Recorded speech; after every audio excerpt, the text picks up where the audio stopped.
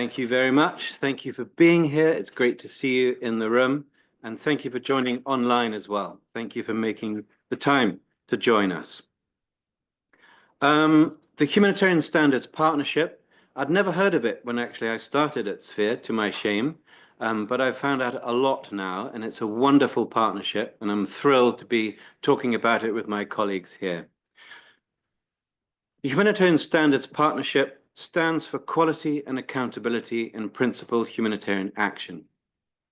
We promote quality and accountability, and we do that through learning and through advocacy. So we have training resources, we have manuals, we have guidance, we have handbooks, we have thematic sheets, and so on. A lot of it can be found online on the Humanitarian Standards Partnership website, which I encourage you to go to, and particularly on the interactive platform, the Humanitarian Standards Partnership, the HSP Interactive Handbook. And if you're in the room, you'll be needing that for when we play the game afterwards. But I really encourage you to find that app and particularly the website, because it's super useful. So the Sphere Handbook.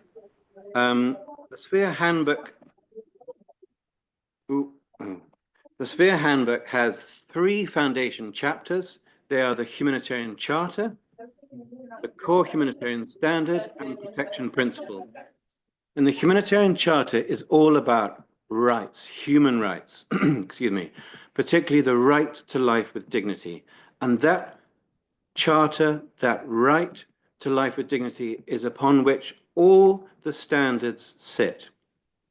The standards in and of themselves, without that foundation, are just simply a professionalization of the sector. That's not our purpose. Our purpose through minimum standards, and I'm stressing the word minimum, is to be a vehicle to respect and support people's dignity. That's why it's a foundation chapter. The Sphere Handbook is also made up of 4 technical chapters. That's WASH, water supply, sanitation and hygiene promotion, food security and nutrition, shelter and settlement, and health. There are 53 standards, and each of those standards are qualitative. They're not quantitative.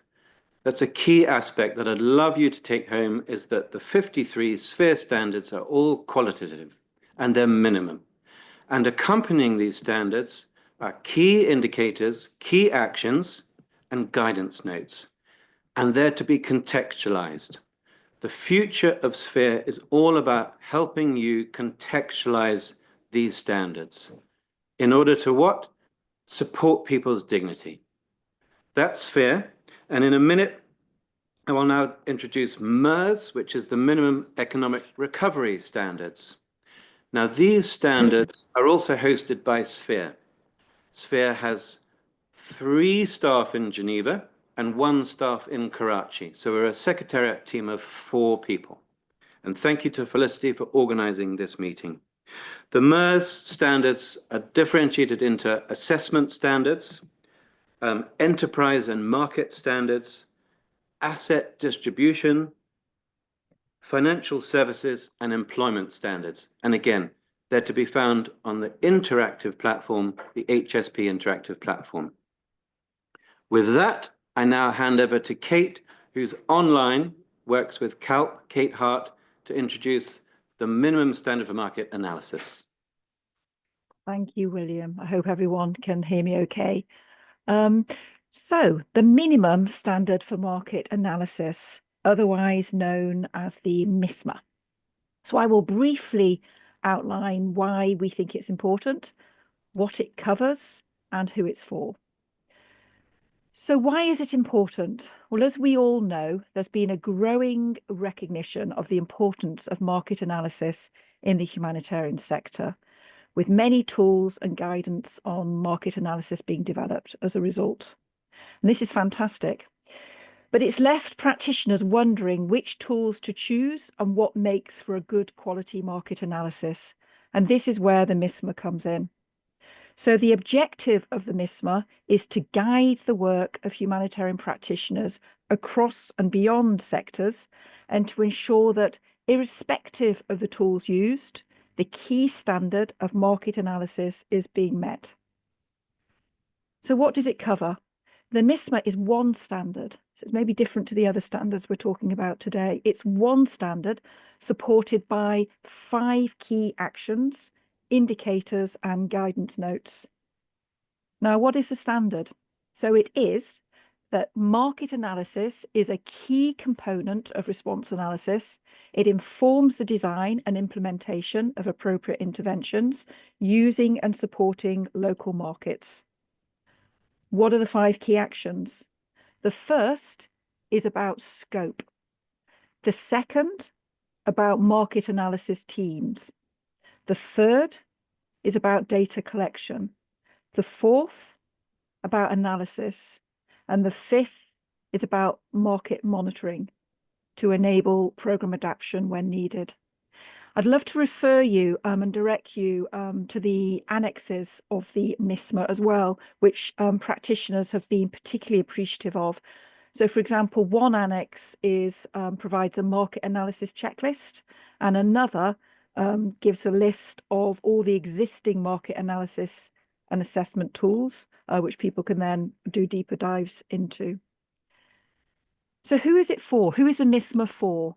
So the MISMA is intended for humanitarian practitioners, as well as anyone else working in humanitarian response that is considering using market analysis exercises in their sectors or in multi-sectoral programming.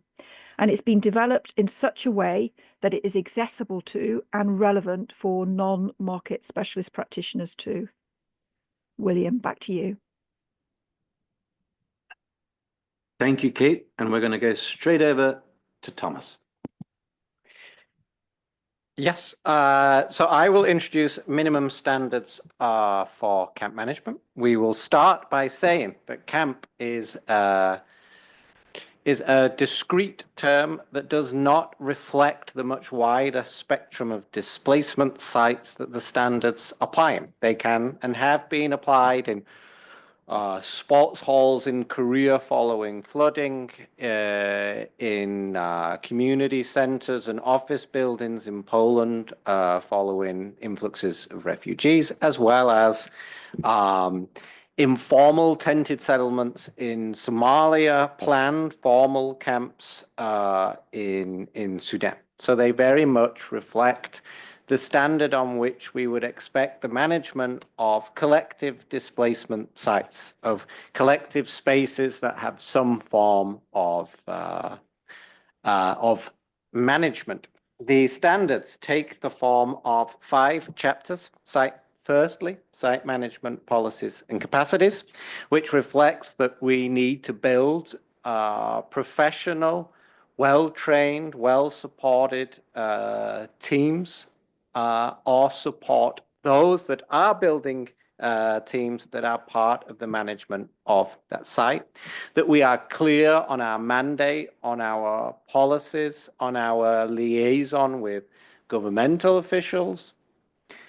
Secondly is community participation and representation. We hold community participation and representation at the core of minimum standards for camp management, ensuring that those residing in collective sites have the ability to make meaningful decisions and have a meaningful role in the decision-making processes that impact their lives. Third is site environment. Can we provide or help to provide displacement sites that are safe and secure as well as appropriate? Is there provision for religious space? Is there provision for private space? Is there loose wiring, broken windows? And it comes to the very idea of providing a safe and secure environment. Third is site service coordination and monitoring. Are we acting as the conduit, as the glue, as the collective leadership that holds together the role of managing a displacement site? Are we bringing together the many organizations that are that are providing services in displacement sites? Are we providing the evidence base? Are we reducing survey fatigue? And so instead of 15 organizations running individual assessments, are we seeing single, joined up, multi-sectoral quality assessments that can be fed into a collective responsibility to provide services? And lastly, site closure and exit planning. Unfortunately, we know that in many of the protracted crises globally, that we may feel that there are very few exits from temporary emergency displacement sites. We see displacement sites used year after year. However, the road to durable solutions when presented, can be pursued, and the standards helps us to understand that process. We also understand, sadly, that many displacement sites are often at threat or realize eviction, and we provide the standard on which to act upon this unfortunate scenario. Lastly, is that when we do leave sites, when exit is secured, that we rehabilitate and we decommission appropriately. The standards is thankfully very short. It is a concise document with as far as possible non-technical language that can be picked up by anyone and read by anyone and acted upon by anyone. Using the interactive platform from which we can search across standards, it can act as a glue, bringing together other standards and how we apply those in displacement sites. It contains the same structure, the standard, the indicator, the guidance note, and the action points. And so it can be very easily compared across other standards. So minimum standards for camp management, I think that is all I have to say. Thank you, Thomas. In fact, keep that mic on because we're going straight over to Susanna. Thank you. Thanks very much, William. So I'm Susanna Davis. I'm a global lead for child protection at Save the Children, and I co-lead the interagency working group on the child protection minimum standards. So I'm going to try and take you through briefly why this set of standards are important, and particularly important right now, who they're for, and how and when you can use them. So the first I would start off with is to note that children often represent half or more of an affected population in humanitarian crises, and that they're disproportionately affected by violence, abuse, and exploitation. Globally, children constitute 41% of all forcibly displaced people. 1 in 6 children in the world now lives in a conflict zone where grave violations against their rights are increasing exponentially in the last 3 years. And more than half of all children globally are likely to experience a climate-related crisis during their childhoods. Violence against children in humanitarian contexts can be fatal or cause life-altering consequences. So I provide you with all of these background statistics and facts to state very clearly that you cannot deliver an effective humanitarian response without protecting children and without providing specialized professional services that do that. It is impossible. It is half of the population. They cannot be ignored, even though they often are.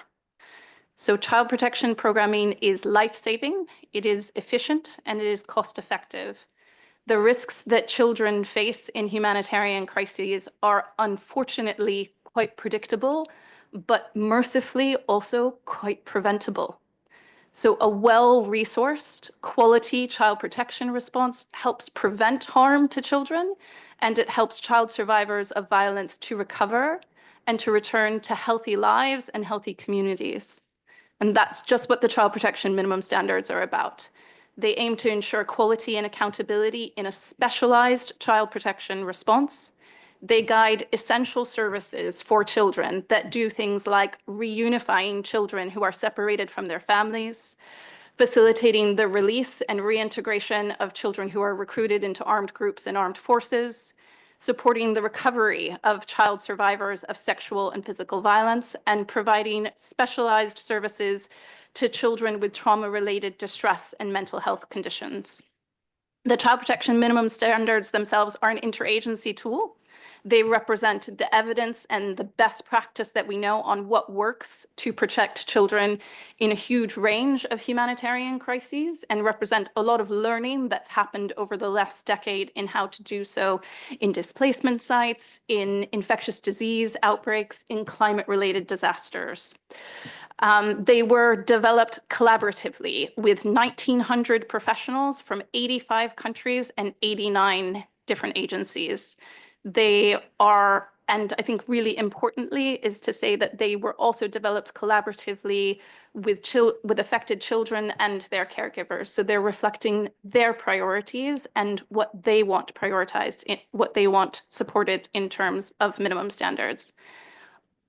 They're also one of the longest standing humanitarian standards. Our first edition was released in 2012, and we know that we're the most commonly used humanitarian standard after Sphere. We've got about 30,000 users globally. So it's quite a critical tool. And I think importantly, perhaps for this audience, is to underline that it's not just for child protection professionals.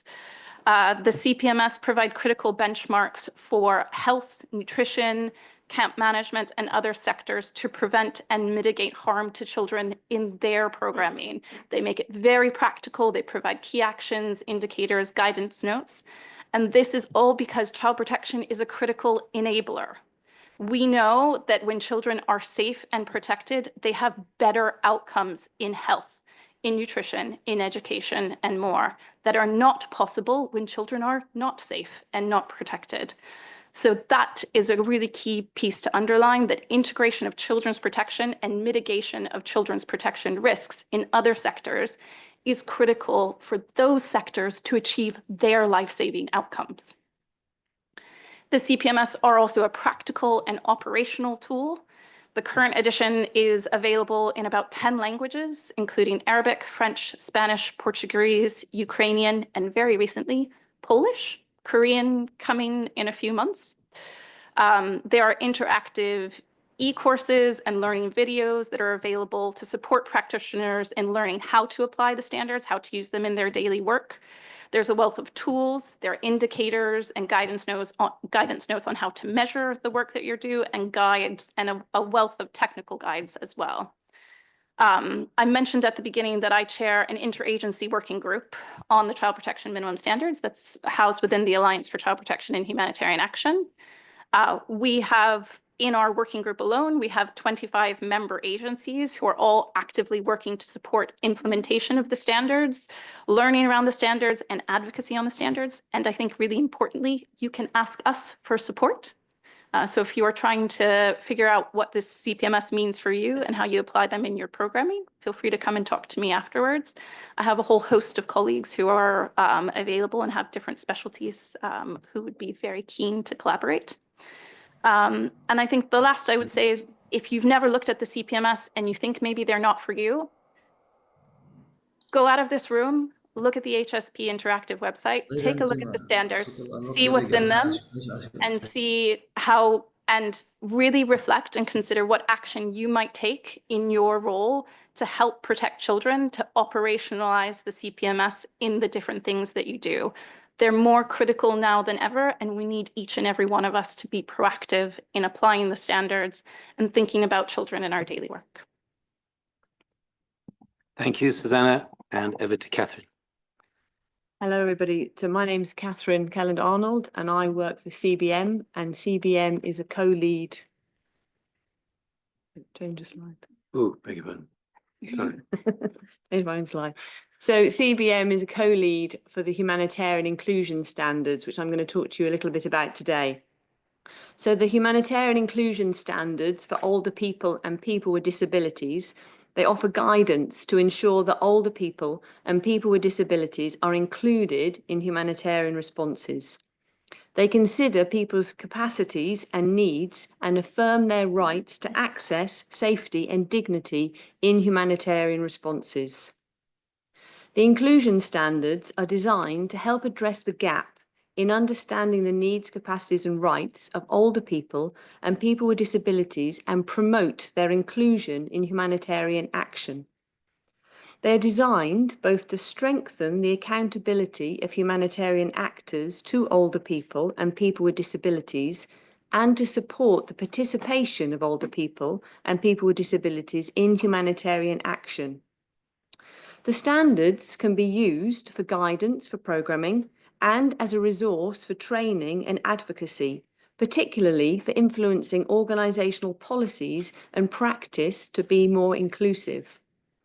They consist of 9 key inclusion standards derived from the 9 commitments of the core humanitarian standard on quality and accountability, and 7 sets of sector-specific inclusion standards: protection, water, sanitation and hygiene, food security and livelihoods, nutrition, shelter, settlement and household items, health, and lastly, education. The standards were developed by an initiative of the Age and Disability Consortium back in 2015. The members of this consortium were CBM, DisasterReady.org, Handicap International, Help Age International, the other co-lead, the International Federation of the Red Cross and Red Crescent Societies, Oxford Brookes University, and Red R in the UK. It was in 2018 that the standards became part of the Humanitarian Standards Partnership.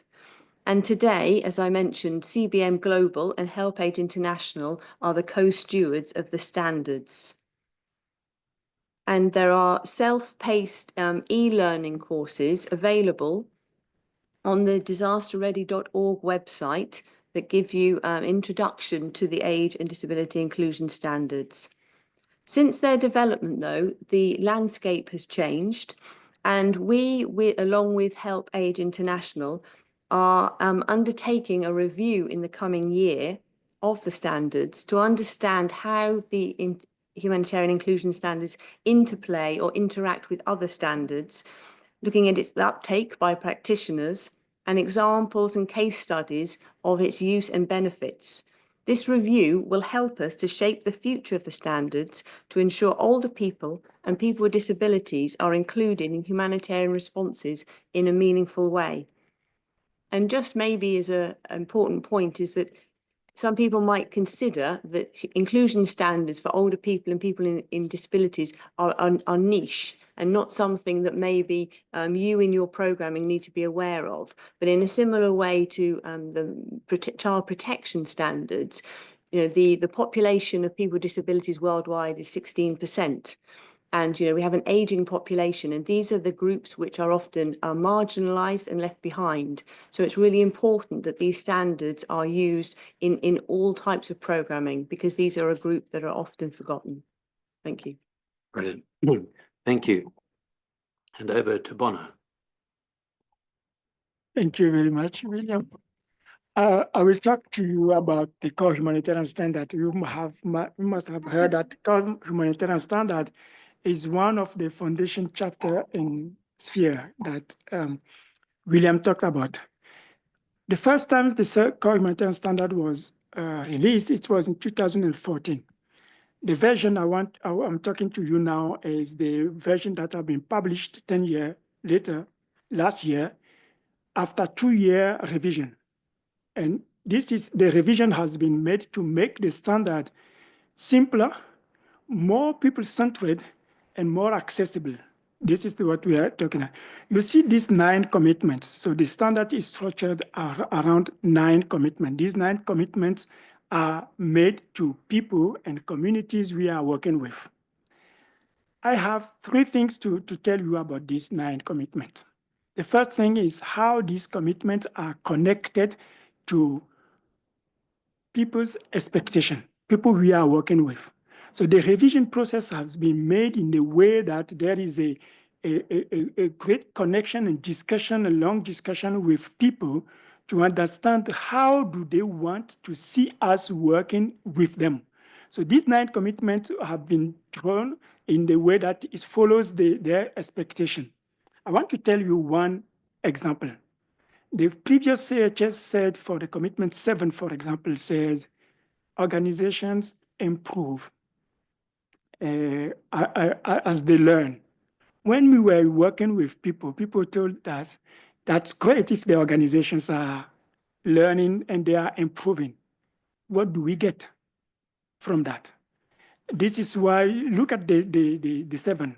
People have access support adapted based on their feedback. Because what they told us is that we will get something from their learning and their improvement if they are adapting to what we are discussing.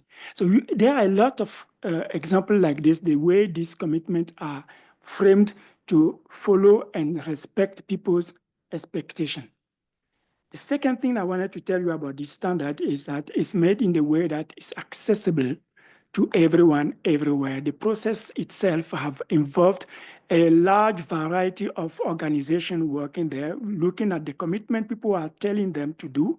The standard is structured around the commitment, but also have a few requirements to follow to meet the commitment. So organizations, they have discussed to look at it, feedback, exchange around it to ensure this is applicable to them, to the types of organizations, but also in different regions, because the process have been done in a way that we have case studies, we have regional workshop, it was open in the way that everyone to input in it. My last point, very important, is that we have evidence that by applying the CHS, it's helping organizations to really improve and make their support they are providing to people and community, making it more accountable. On our website, we have a CHS commitment tracker. If you go there, you will see all the results of this.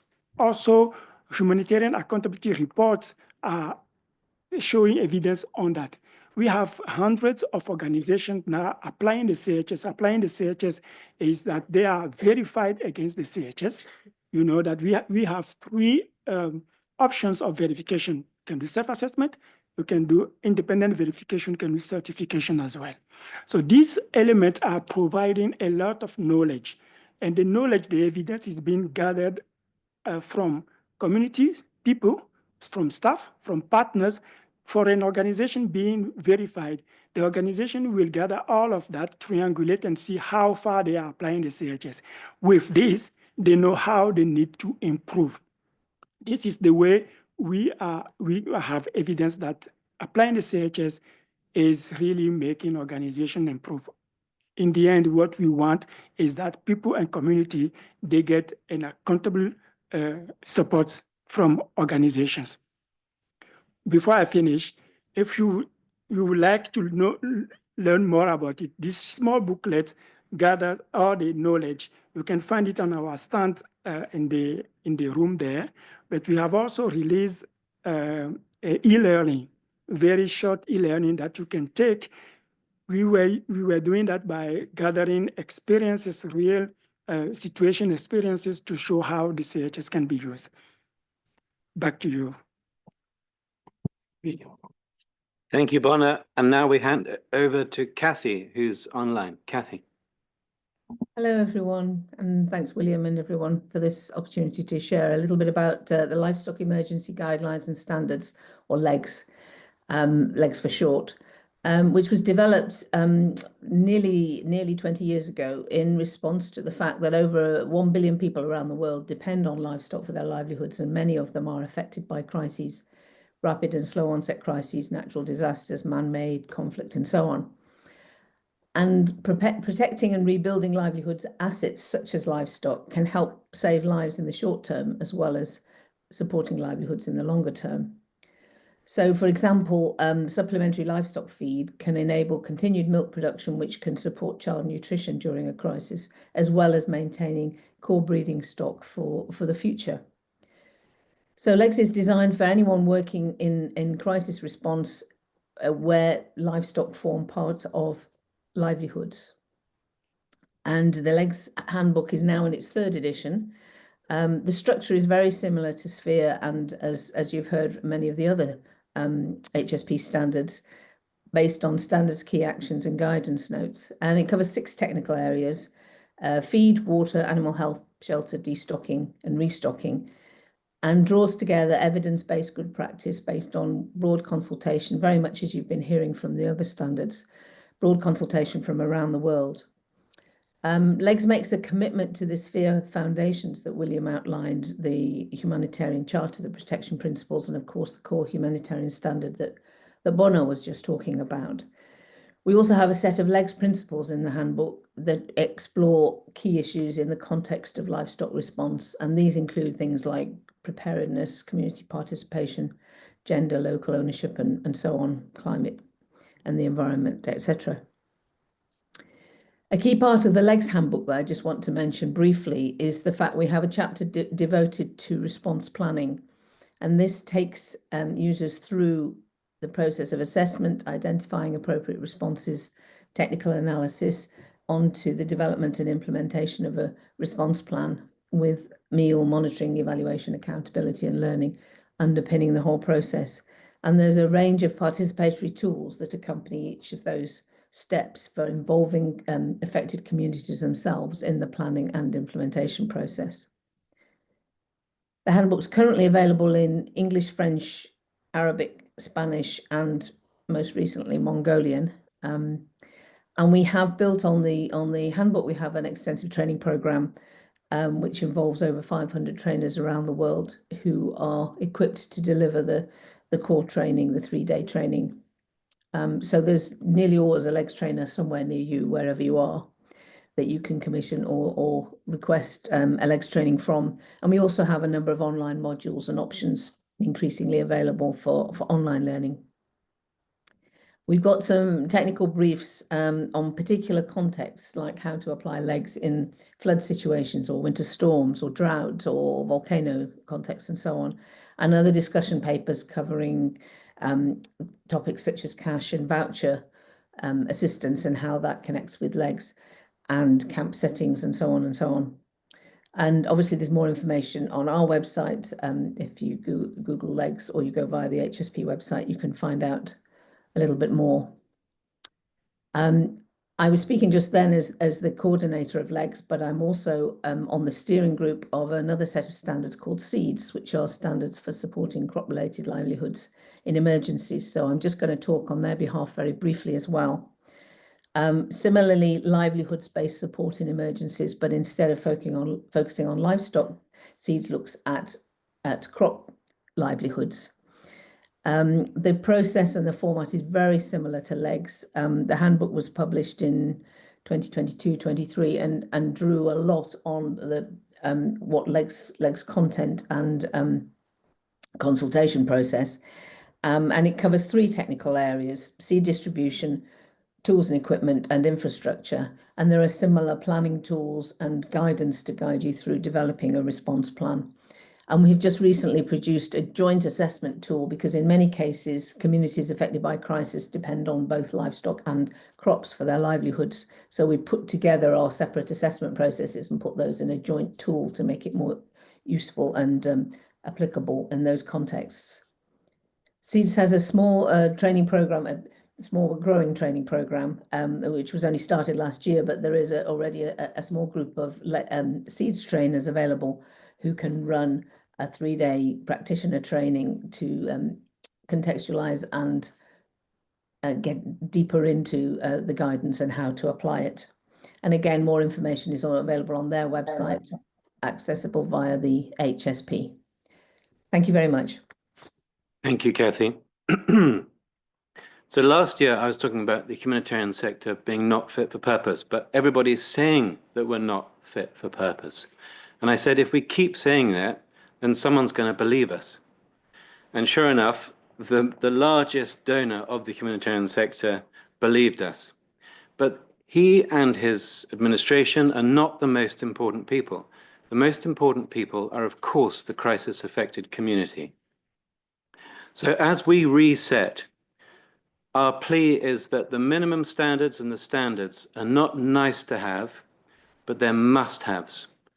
So in this world now where the funding is going down, the political will is decreasing and even turning against, and as we know, the humanitarian needs are increasing, ever increasing, we must use the standards and the minimum standards, and we must build our humanitarian operations, our assistance with the communities on the Humanitarian Charter and the protection principles and the CHS, and on the minimum standards and on the standards.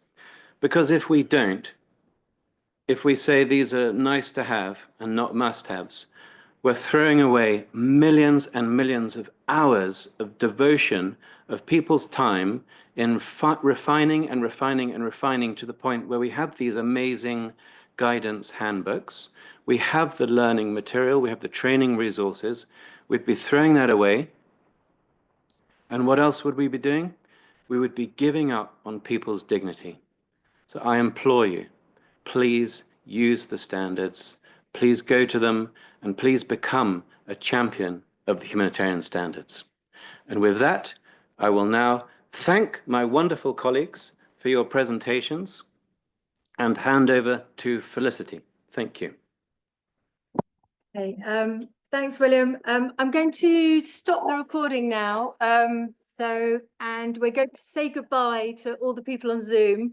Thank you for joining us online. The next part of the session is happening in person. So thank you very much for joining us.